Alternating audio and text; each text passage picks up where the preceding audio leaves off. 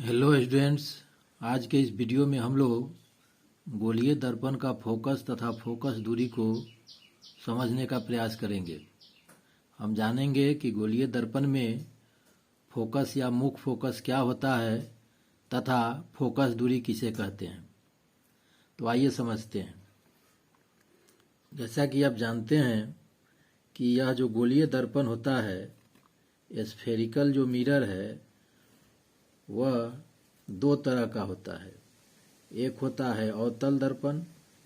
गोलीय दर्पण दो तरह का होगा, एक अवतल दर्पण होता है और एक उत्तल दर्पण होता है। अवतल दर्पण को हम लोग अंग्रेजी में कनकेव मिरर कहते हैं और उत्तल दर्पण को हम लोग कन्वेक्स मिरर कहते हैं। तो यह उत्तल दर्पण हो गया कन्वेक्स मिरर। तो एक एक करके दोनों दर्पण का जो फोकस होता है या मुख्य फोकस होता है उसको समझने का प्रयास करेंगे। आइए हम लोग एक कनकेव मिरर बनाते हैं। तो यहाँ देखिए,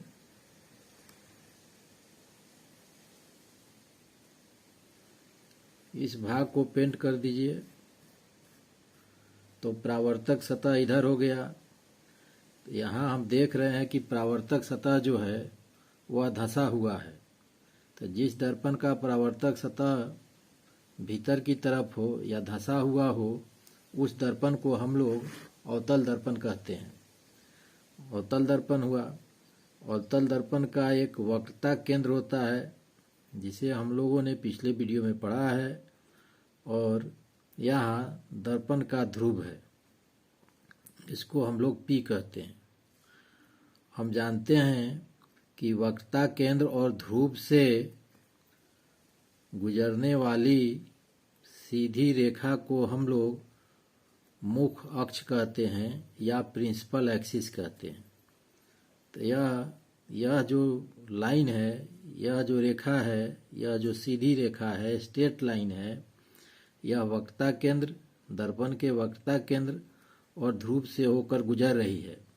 तो इसको हम लोग कहते हैं प्रिंसिपल एक्सिस या मुख्य अक्ष। यह मुख्य अक्ष हुआ। अब मुख्य अक्ष के समानांतर और नज़दीक, मुख्य अक्ष के समानांतर और नज़दीक प्रकाश की एक किरण चलाते हैं। एक किरण, प्रकाश की एक किरण जो मुख्य अक्ष के समानांतर है, यह जो मुख्य अक्ष है इसके समानांतर है और नज़दीक है। तो मुख्य अक्ष के समानांतर और नज़दीक चलने वाली प्रकाश की किरण परावर्तित होगी, दर्पण पर पड़ेगी, तो पड़ने के बाद परावर्तित होगी, तो परावर्तित होकर के मुख्य अक्ष के, यह जो मुख्य अक्ष है, मुख्य अक्ष से होकर गुजरेगी। फिर देखिए, फिर एक किरण चलाइए। किरण कैसा है? यह किरण मुख्य अक्ष के समानांतर है और मुख्य अक्ष के नज़दीक है। तो मुख्य अक्ष के समानांतर चलने वाली प्रकाश की किरण जब दर्पण पर पड़ती है तो परावर्तित होगी और परावर्तित होकर मुख्य अक्ष के किसी बिंदु से होकर गुजरेगी। तो यहाँ पर हमने दिखा दिया कि मुख्य अक्ष के किसी बिंदु से होकर गुजर रही है। तो यहाँ हम देख रहे हैं कि मुख्य अक्ष के समानांतर और नज़दीक चलने वाली प्रकाश की किरणें परावर्तित होकर मुख्य अक्ष के जिस बिंदु पर मिलती है, मतलब मुख्य अक्ष के समानांतर और नज़दीक, समानांतर और नज़दीक चलने वाली प्रकाश की किरणें परावर्तित होकर मुख्य अक्ष के किसी बिंदु पर मिलती है। तो मुख्य अक्ष के समानांतर चलने वाली प्रकाश की किरणें परावर्तित होकर मुख्य अक्ष के जिस बिंदु पर मिलती है उसी बिंदु को हम मुख्य फोकस या सिंपली फोकस कहते हैं। तो इसको लिख लीजिए। क्या लिखेंगे कि मुख्य अक्ष के समांतर एवं नजदीक चलने वाली प्रकाश की किरणें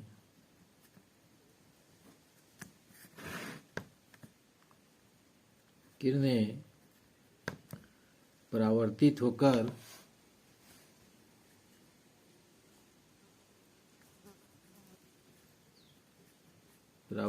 होकर मुख अक्ष के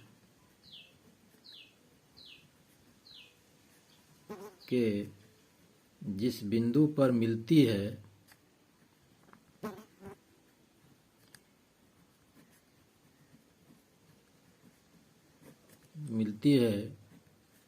उसे मुख फोकस कहते हैं। मुख फोकस या सीधे फोकस कहते हैं। तो यहाँ फिर एक बार देख लीजिए। आप जानते हैं कि दर्पण के वक्ता केंद्र और ध्रुव से होकर गुजरने वाली जो सीधी रेखा है उसको मुख अक्ष कहते हैं। यहाँ पर हमने एक किरण चलाया जो मुख अक्ष के समानांतर है। तो मुख अक्ष के समानांतर जो किरणें चलती है वे किरणें परावर्तित होकर के मुख अक्ष के जिस बिंदु पर मिल रही है उस बिंदु को हम मुख फोकस कहते हैं। तो यह हो गया मुख फोकस। यह अवतल दर्पण में मुख फोकस हो गया। तो यहाँ देख रहे हैं कि अवतल दर्पण में जो परावर्तित किरणें हैं वह वास्तविक रूप से मिल रही है। तो अवतल दर्पण का जो मुख फोकस होता है वह वास्तविक होता है। तो यहाँ पर एक पॉइंट आप लिख सकते हैं। यहाँ पर लिख लीजिए अवतल दर्पण का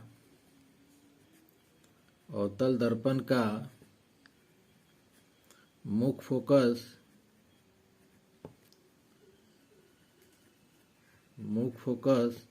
वास्तविक होता है, रियल। वास्तविक का मतलब हुआ रियल।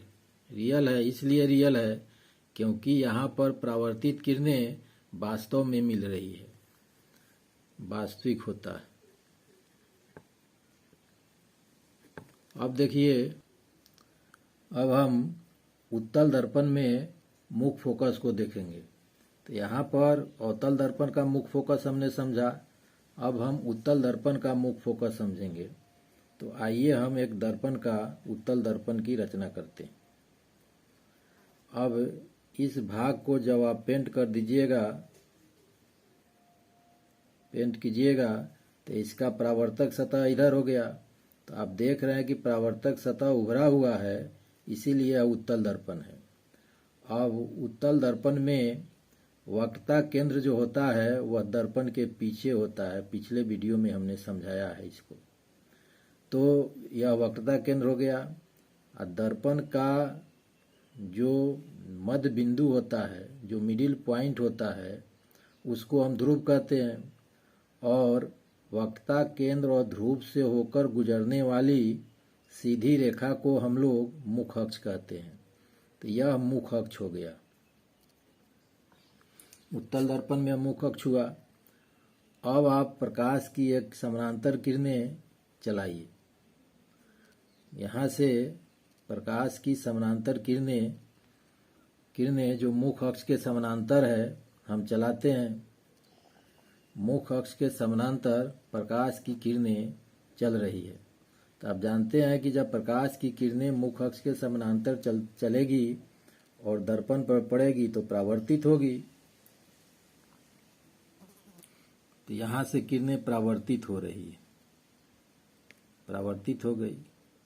एक और किरण चलाइए मुख अक्ष के समानांतर। मुख अक्ष के समानांतर एक किरण हम चला रहे हैं। यहाँ दर्पण के सतह पर पड़ रही है। पड़ने के बाद यह भी लौटेगी। तो हमने यहाँ देखा कि यह दर्पण किरणों को मिला नहीं रही है। जैसे यह दर्पण जो किरण को, परावर्तित किरणों को एक जगह मिला दी थी, लेकिन यहाँ देख रहे हैं कि यह जो दर्पण है परावर्तित किरणों को फैला दे रही है, मिला नहीं रही है। तो परावर्तित किरणें एक जगह मिल नहीं रही है अब क्या करते हैं, हम इसको पीछे की तरफ बढ़ाते हैं। पीछे की तरफ बढ़ा दिए, पीछे की तरफ इसको भी बढ़ा दिए। तो पीछे की तरफ बढ़ा रहे हैं तो ये परावर्तित किरणें एक जगह मिल रही है पीछे की तरफ बढ़ाने पर। तो यह जो बिंदु होगा, यह बिंदु मुख्य फोकस होगा।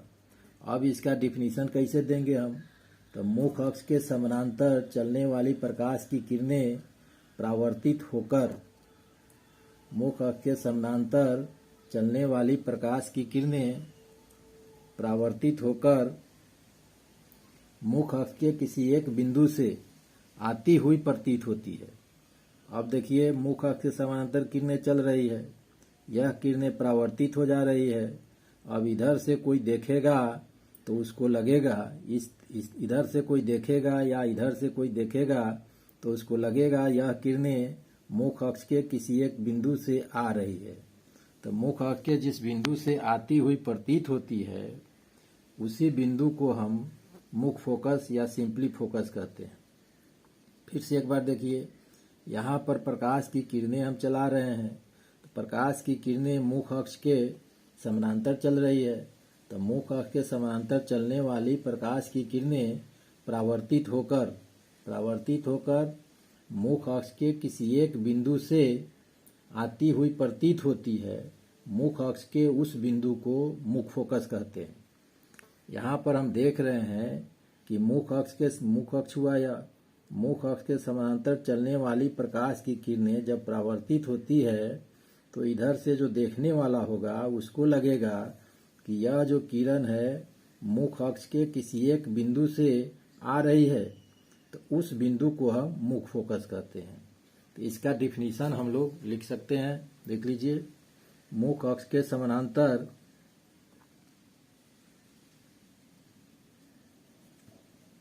मुख्य अक्ष के समांतर चलने वाली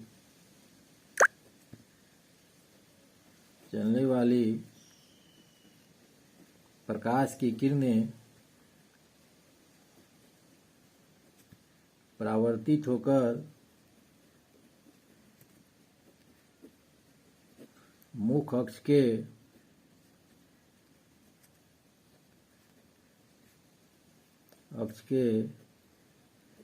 किसी एक बिंदु से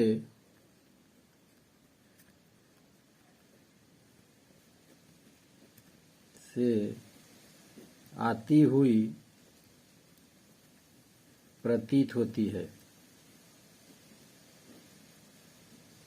मुख्य अक्ष के उस बिंदु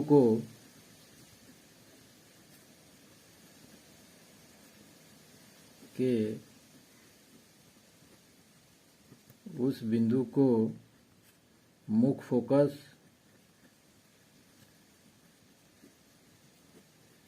या सिंपली फोकस कहते हैं।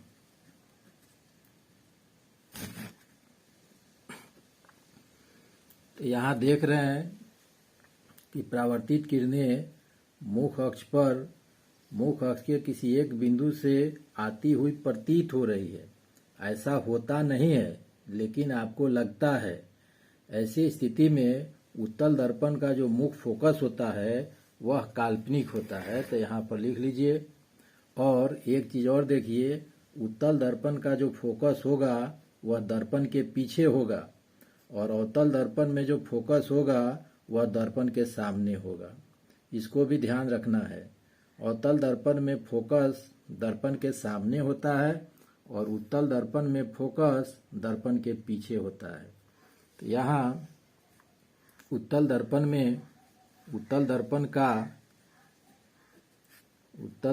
का मुख्य